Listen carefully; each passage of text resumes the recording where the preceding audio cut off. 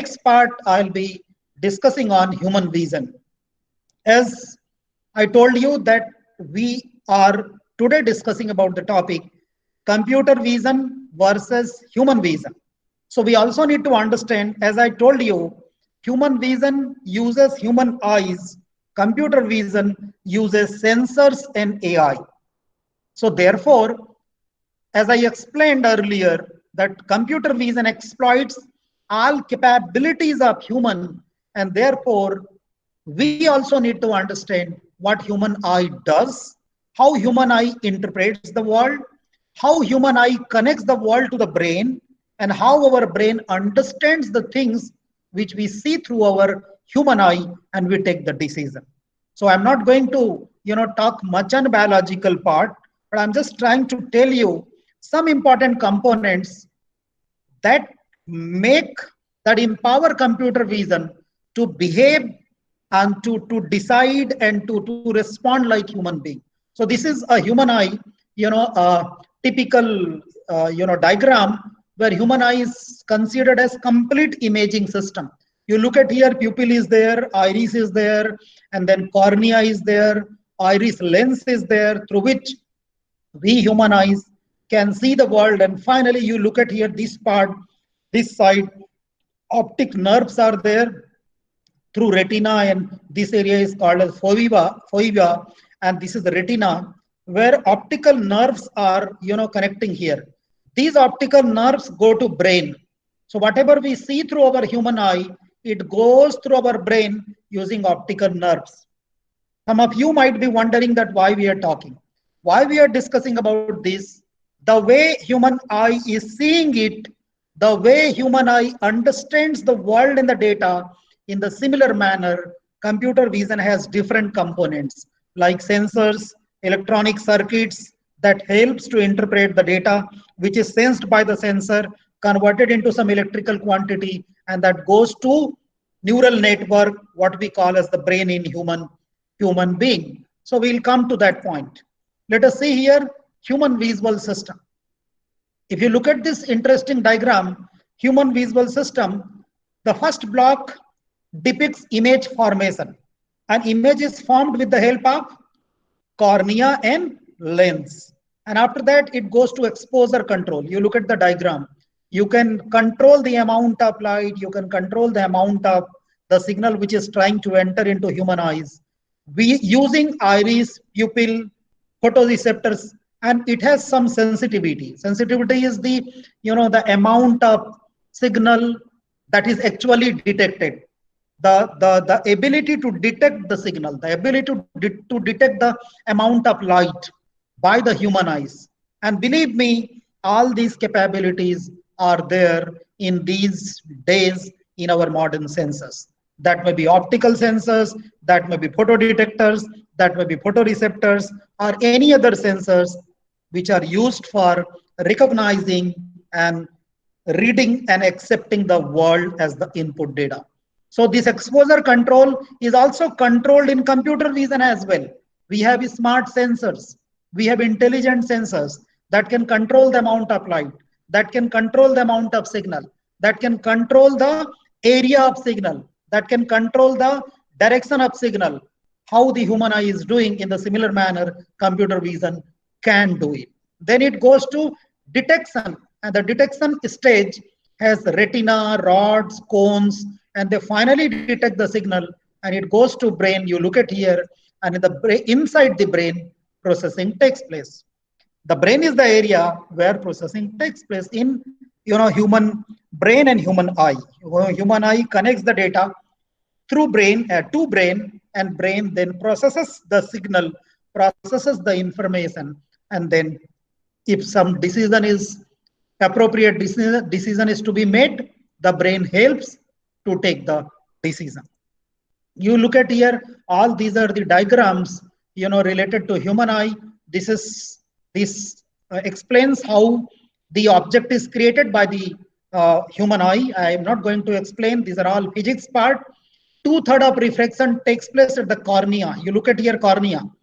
You all understand that the signal which is coming to our human eyes, some of the signal gets reflected but most of the part, around 66% of the signal is refracted and goes inside, and that goes towards this area. So this is the iris area, this is the pupil area. Then iris controls the dimension of opening where the light enters. Pupil determines the amount of light. These are the capabilities of human eyes. Then there are lenses. So better is to not, explain these all components and then go to the summary that what actually human eye does. You look at here, retina, what we are calling here as a retina. Retina has a number of, nerve cells. Retina is network of hundreds of nerve cells, and those cells constitute a network, and that network works together to reduce the amount of information called as the lateral inhibition.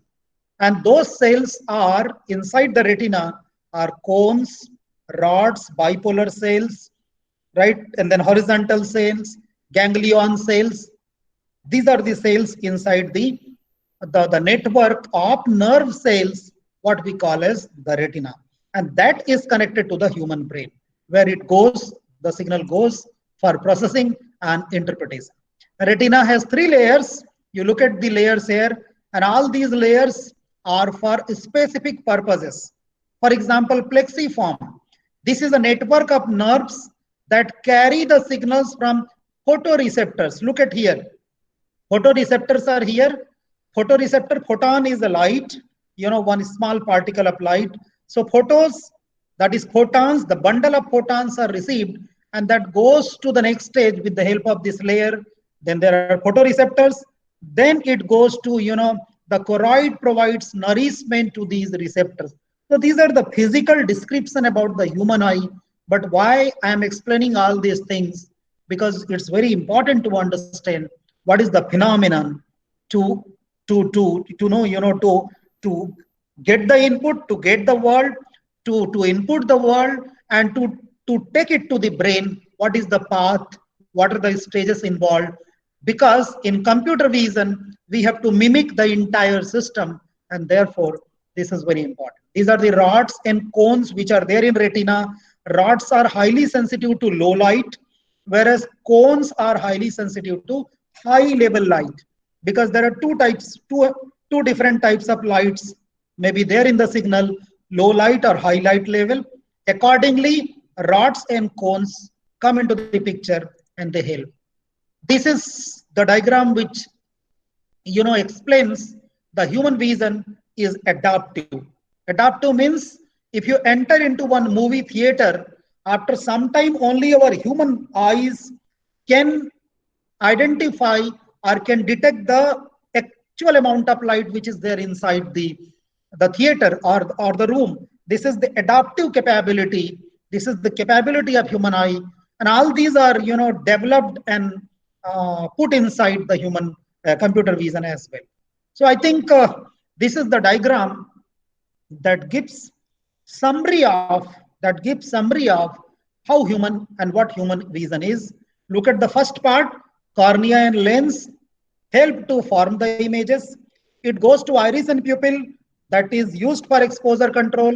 Then it goes to retina, which combines rods and cones, where the image is detected with the help of number of nerve cells. And finally it goes to brain for image processing. So this is what about the human vision. The next part is about computer vision, and after this we'll talk about versus human vision and computer vision, and finally we'll move to the application areas, which are very interesting application areas. So what computer vision is? Computer vision is the just definition of Wikipedia I have brought. What Wikipedia says about computer vision is an interdisciplinary scientific field. These days we can't say that this is only used by computer science or IT people. If you have observed last 3 days, 4 days, when Amphan was there that affected West Bengal and Odisha, this remote science department and weather forecasting department people, they were analyzing the entire data and they were trying to predict the actual impact before actually it occurred in the coastal areas of West Bengal. So that's computer vision capability that deals with What I'm trying to say is an interdisciplinary. Interdisciplinary is not the area of only computer science and IT. The computers can gain high level understanding from digital images and videos. The understanding is high level. What is the meaning of high level understanding? We will understand. And then it understands and automate the task. Any task, any work requires automation that can be done by computer vision. To simplify the computer vision, the machine language is used. Deep learning algorithms these days are used to analyze, infer, interpret, and understand the content of images and videos. So this is the definition of computer vision. I think KSR will recognize this image, right? I came there in 2018, month of July. So this is the human, this is the natural picture which our human eye can read, which our human eye can understand. But for computer, it's not this type of picture, but for computer, it's nothing but the numbers. For computer, it's numbers. And these numbers, probably many of you may be knowing, these numbers indicate the pixel intensities, that is grayscale values. Because when we convert our picture into, when we store our picture into computer, it is stored in the form of one, what I can say as a matrix. It will have some number of pixels in rows, some number of pixels in columns. And that is what we call as dimension of picture. If the picture's dimension is 100 cross 100 means 10,000 pixels are there. And every pixel will have some grayscale value. And that value number is stored using some number format, maybe unsigned integer 8 or whatever number format. So these are the numbers. What I'm trying to say here is the pictures, the images, the videos are interpreted by the computer in terms of numbers, not in terms of pictures in the original form. This diagram is an interesting diagram that says that how image is formed. When an image is created, how you can see an image, because on any image or object, some light is incident. The amount of light which is reflected by the object, and this is why we are able to see some object. If some light is incident on some object and complete amount of light is absorbed by that object, we will not be able to see that object. So what we say as a pixel value, the intensity value or grayscale value is nothing but the reflectance component, the component which indicates the reflectance of light. And believe me, the entire image processing works on those intensity values. You talk about any algorithm on image processing used in robotics or driverless car, they are all interpreting on the basis of the numbers, and the numbers are nothing but the grayscale values. And how those grayscale values are obtained? Because of this reflectance component. And how do we get reflectance component? The natural light, maybe sunlight. I am sitting here inside my room in my apartment. Some light is coming incident on my face. It's reflecting. And the amount of reflectance is helping you to see my picture in your screen. Otherwise, you won't be able to see me. So, this picture is going to you reaching there in the form of digital only, right? And this is how the digital image processing works. So when you understand about digital image is nothing but two-dimensional signal where X and Y are spatial coordinates that indicate the pixel position, and its intensity value, the amplitude of that coordinate value indicates the gray level value. And in digital image processing, there are 3 levels involved: low level image processing, high level image processing, and mid level image processing. What these 3 levels are: in low level, let us go to the next slide. If you see the low level processing in image processing, the input is image and the output is image. Examples include noise removal, image smoothing, image sharpening. Suppose the image is noisy, image is blurry, and you want to remove the amount of blur and noise from the images. So your input is image, your output is also image. Noise removal methods, noise enhancement methods, noise restoration methods, noise, filtering methods. All these processing and techniques come under low level. What is mid level? Mid level is the processing where input is image and output, it consists of attributes, some features, some parameters, some attributes. For example, object matching, pattern matching, segmentation. For example, you all understand that this smartphone has, it can identify you on the basis of your fingerprint. So when you buy a smartphone, it asks you to record your fingerprint. So what does it do? You give the input as a finger impression, but it extracts some features and stores those attributes in the form of templates inside the database. Next time when you test your finger, it matches that template, which is nothing but the set of attributes, and authenticated you as a correct user, appropriate user. So it's a mid-level processing. Medium level or mid-level processing is the processing where the input are all images and the outputs are attributes. What is the most important processing in computer vision is high level processing. What is high level processing? Input is attributes.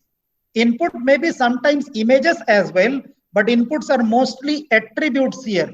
Some features, some set of parameters, some set of characteristics. What is output is understanding, decision making. For example, understanding a scene, taking some decision, autonomous navigation.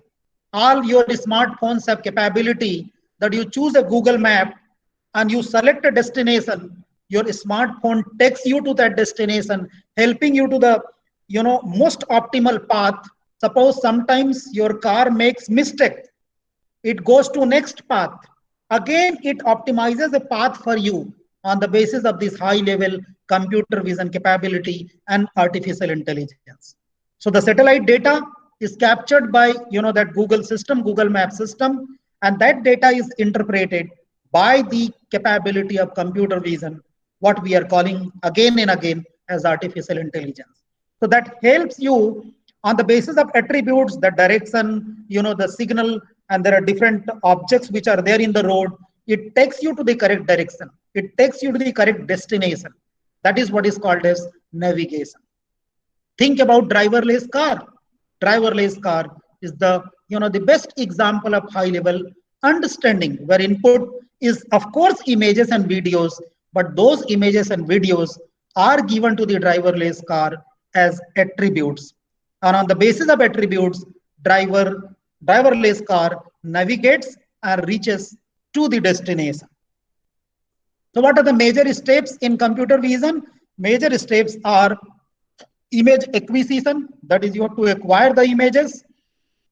Then some processing will be involved, and then image understanding. Images, scenes, and the input are acquired. Processing takes over those inputs, and then based on the processing, understanding, some inference is made. These are the major three stages or steps in computer vision. You look at here, there may be a different number of stages involved. After acquiring the image, it may go to image enhancement. As I told you, the images or the videos may not be of good quality, may be blurry or noisy. That can be corrected by image enhancement methods, by image restoration methods. Then it goes to image segmentation. What is the region of interest? What is the area of interest which you are interested? For example, you are using computer vision for performing a surgery inside human brain, performing a surgery inside human body. You are interested to detect the tumor inside human brain. So you take you capture MRI, you capture fMRI. You do not analyze the entire picture of your human brain. What do? You try to segment, you try to take the region of interest where there is a likelihood of affected area, abnormality, or the tumor. So this goes to segmentation. That it segments, it selects the area where the possibility of the abnormality is there in case of medical imaging. In case of driving, it will capture the all nearby regions, and then it will try to interpret. And based on that, it will describe, and after description, it will take the decision. So these are the intermediate stages involved in computer vision.